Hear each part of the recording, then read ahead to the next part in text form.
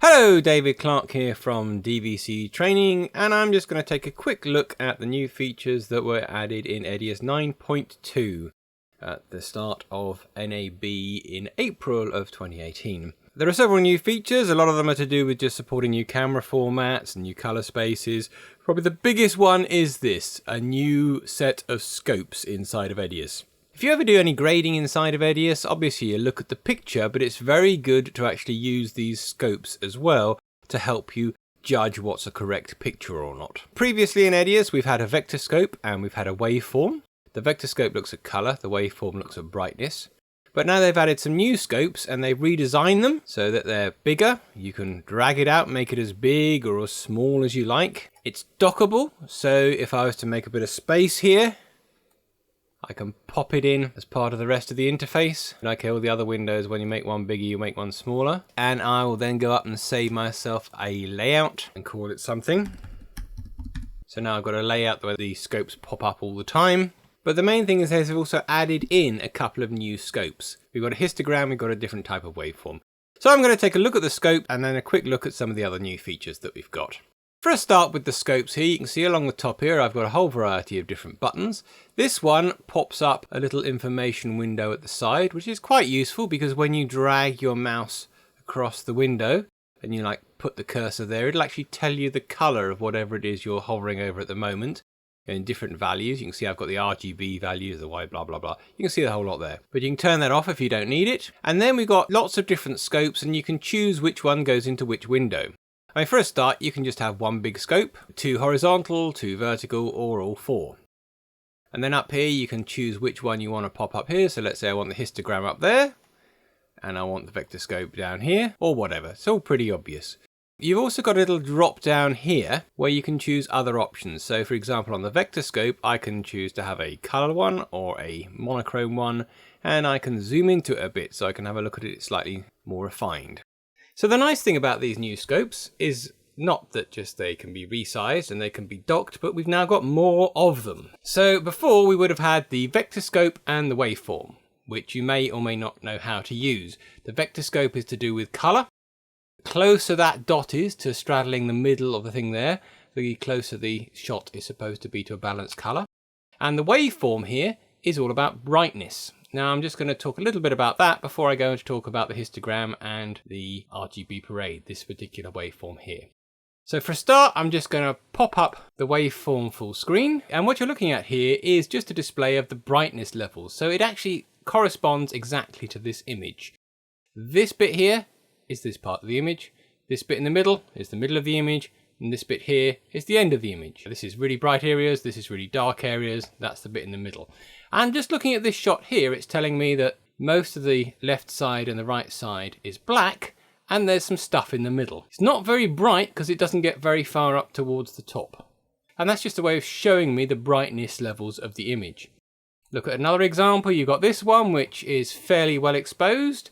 It's pretty bright all over and it's pretty dark, and you can see there's bits here up in the bright areas.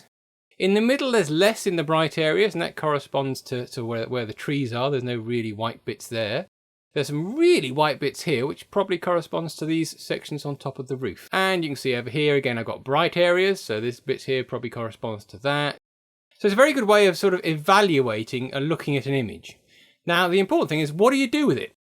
Well, mainly for a properly exposed or looking image, you're going to want the dark bits down here on the 0 line and the bright bits up here on the 100 line. You don't really want anything above the 100 line because that's outside of legal areas. You might notice this one actually is too bright. This was filmed on a Panasonic AVC HD camera and it's obviously filmed it a bit too bright.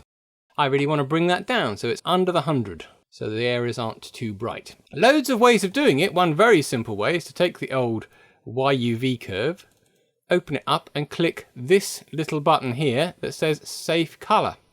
And if I click that, you'll notice what happens is it just literally chops everything off above the 100 region.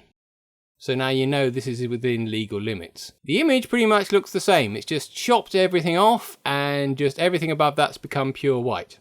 Probably not the best way to fix it. The best way to fix it is probably to bring down the brightness a bit. So grab hold of the top of this and move it down so the bright areas are under 100. Now if you do that, you probably can't see it on this YouTube display, but these things are slightly less bright and not quite as overpowering. And then of course you'd fiddle with the YUV curve and tweak it, and maybe you brighten up the shadows and you bring down the highlights by putting points on, which is all the sort of things we've been doing in EDIUS for years. Now I pulled up the YUV curve literally because it has the save color button. If I get out of that, actually what I'd probably use most of the time to fix this kind of thing is the primary color corrector. So I'd pop that on there, open it up, probably just take the exposure and drag it down a bit so that everything's under the 100. And then I'd fiddle with these lift gains and gammas to make it look like I want to. So for example, if I want to bring out these midtones, you'd up the gamma a bit, and that would brighten up the midtones.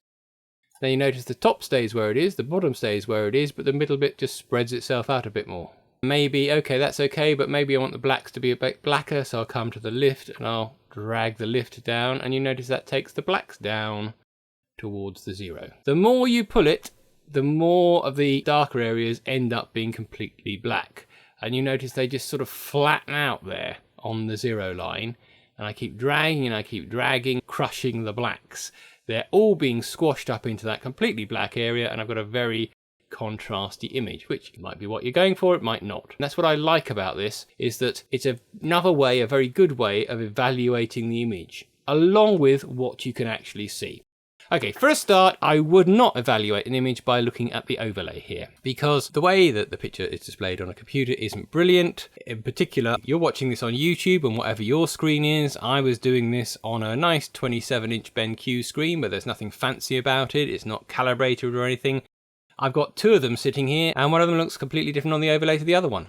Best way of evaluating this is to stick in a piece of hardware and pop out a picture to a decent TV which has been set up properly, and then you can look at it properly on there, because then you'll have a much better idea of what it's looking like. But even then, there are all sorts of variables. There's where the light's coming through the window, what the colour of the background of the room is, if it's day, if it's night. There can be all sorts of other things. So you're looking at it and you're evaluating it on a screen. This also helps. This helps as a nice backup, because I could be merrily adjusting these sliders, and I'm looking at it on my screen, and yeah, actually that looks very nice on my screen, and then I come into here and I can tell that I've lost a lot of the dark areas. I've just squeezed them all into black, so I know maybe not to do it quite so much. And if we go back to this shot, I'm going to take a primary color corrector, pop it on there.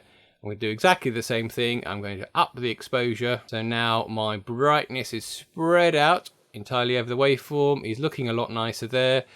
The black area's popped up a bit high, so I'm going to come to the lift and drag it downwards a bit so that my darker areas are all in the blacks. And then maybe I could fiddle with the gain just to take the lighter areas up. And yeah, now I've got an image which looks better exposed. If I turn it off, you can see the difference between the two, and you can see the difference it's had on the waveform. And I did most of that by looking at the waveform and looking at this. I find it's a very helpful way of working. Now, just because I've brightened this up doesn't mean I've finished. I mean, if you take a look at this shot was filmed in HDV in very low light and badly exposed. That's why I use it quite a bit of the time for showing off how to try and rescue a bad shot. But actually, because of what I've brightened up here, if you look at it really full screen, it's full of noise. Got all this stuff going on in his jacket here, these little dots and blacks. It wasn't a brilliant image in the first place, and by bringing up the exposure, I've managed to bring out a lot of what was rubbish about it. Now, I wouldn't have some of that stuff if it wasn't filmed in HDV, if it was filmed in some of the new fancy RAW formats. They weren't available at the time I actually filmed this, but you know, that's it. Just because the waveform looks great doesn't mean the picture's brilliant. That's probably gone too much. I probably just can't get away with brightening that one up that much. To get rid of that noise, what would I do? I would probably invest in Neat Video, which is a plugin for EDIUS. You can get for, I think it's about £80, and it's good at cleaning up noisy video, and it might make it acceptable. The other thing is, looking at that, is the colour okay? Well, the colour's probably okay. What I want really is a nice way of evaluating that. Well, one of the new things they've added in is what they call an Rgb Waveform, or you can call an Rgb Parade in other programs. So I'm going to click on the little drop down and choose RGB. So I've now got Waveform Rgb, and this is showing me the red, green and blue levels of the image. And you can see it's got a bit more red in it than it has blue and green. I mean, looking at that, he's sort of got yellowy hair where it probably should be silver, and it does look like it's got a little bit of a red cast. This, again, is just helping me see that. So what I could do is pop into the primary color corrector. Well, the reds are a bit too much, so I'm going to go to the gain and drag down the tops of the reds to make it less red.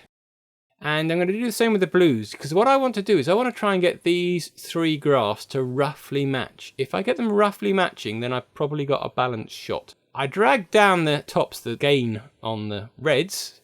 Now let's drag up the gain on the blues. And now that's got me to a fairly good shot. You know, most of his hair's come in a grey silver, his jacket's mainly black.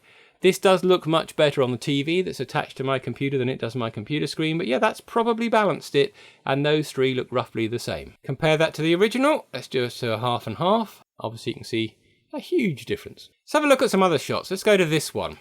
I'm going to drop a primary color corrector on there. You notice it's just got a bit of a blue cast on it. Again, look at the waveform. You can see the blue is a lot higher than the other two. What I'm going to do is go into the primary color corrector. The top of the blues is too high and the bottom of the blues is too high as well. So I'm going to take the gain. I'm going to bring down the tops of the blues. And I'm going to take the lift and I'm going to bring down the bottoms of the blues. Put that back up. And yet you're getting closer to a shot that's balanced. See, the reds seem to be down there a lot lower than everything else. So I'm going to go to the lift, which again is the dark areas, and up the reds a bit. And now there's too much red at the top, so I'm going to go to the gain and bring down the reds a bit. And now I've got to a fairly balanced shot. Again, by trying to get these things to match. They never match exactly, and you might find you get better results by fiddling with the RGB curves instead. But essentially what I've done there is to fiddle with these, try and make these things look the same, and I've got to something that's roughly okay. If I disable that and I instead use the old three-way color corrector, which I actually took this shot to show off the three-way color corrector, I'll do the old-fashioned thing of click on a grey thing, click on a white thing, and click on a black thing, and I'll get a pretty balanced shot. And there we are.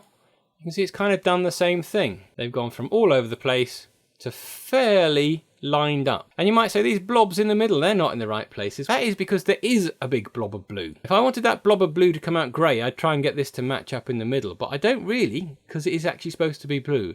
There is a big blob of red just there. I'm going for kind of roughly getting it right and using my eye, and I'm using this to help line it up. Now in that case you might say, David, the three-way color corrector did a much quicker job than using the primary color corrector. Yeah, it did.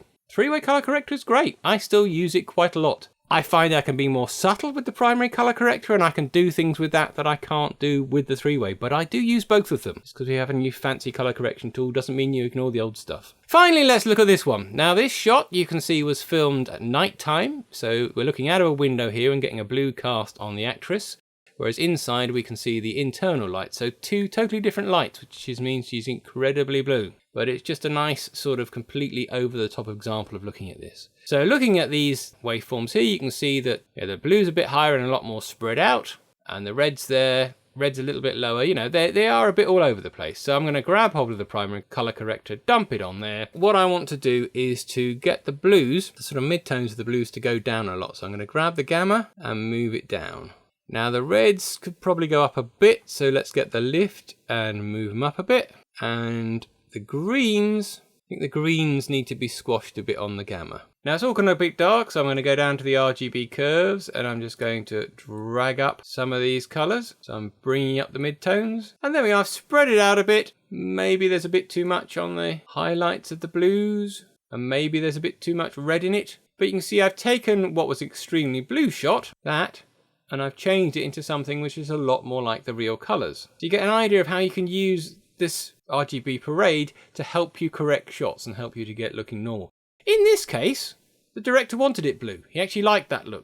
So in fact, what he wanted to do was to pop it on there, say, yep, I know there's a lot of blue in it, that's what I was going for. All he did was then to make the blacks a bit blacker, bring out the details on her a bit more, but kept the blue. In which case, forget looking at the RGB parade, let's go back to the brightness one and just check that all my brightness levels are within range, and I'm not making the blacks too black and the whites too white. I've gone to the curves here, but you can see using the curves I can drag the shadows down and squash it and squash it and crush it and crush it. Or I can move it up and make it lighter, and I can fiddle with the midtones and make the midtones brighter. And again, looking at this, I can make sure I haven't crushed the blacks too much. Got a slight problem in that the whites have gone over the top, so let's just drag that down so it's an 100. And yeah, that's the look I want. Actually wanted the blue, but I just wanted to make it a bit punchier. Again, I use the waveform here to help me do that, keep it in legal range, but actually make it look a little bit nicer. Now, in addition to the waveforms and vector scopes and RGB Parade, we've also got a histogram which you can more or less use to do the same thing. If I go back to the brightness shot, you can see that that's pretty much in the same area. Obviously I've still got a big blue blob there because that's the sky, and a bigger red blob there because that's the bus. You know, that's evened it out compared to what it looked like in the first place. It's just a different way of evaluating it, rather like the RGB Parade. Quite like the RGB Parade myself. In addition to that, of course, the new scopes also do HDR. I'm in an HD color space project, but if I was to pop into the settings and change this to be HDR color space of some description, you'll notice the color space up here changes to that new one, BT 2020. And then I'm looking at the nits level. And nits is a way of evaluating the brightness in HDR, and now these scopes will show it. So we were missing HDR scopes, and now we've got them. So I think, great, the scopes are a really nice improvement to EDIUS 9. Love the RGB Parade. I use that all the time in other programs. It's a real help with my grading of projects.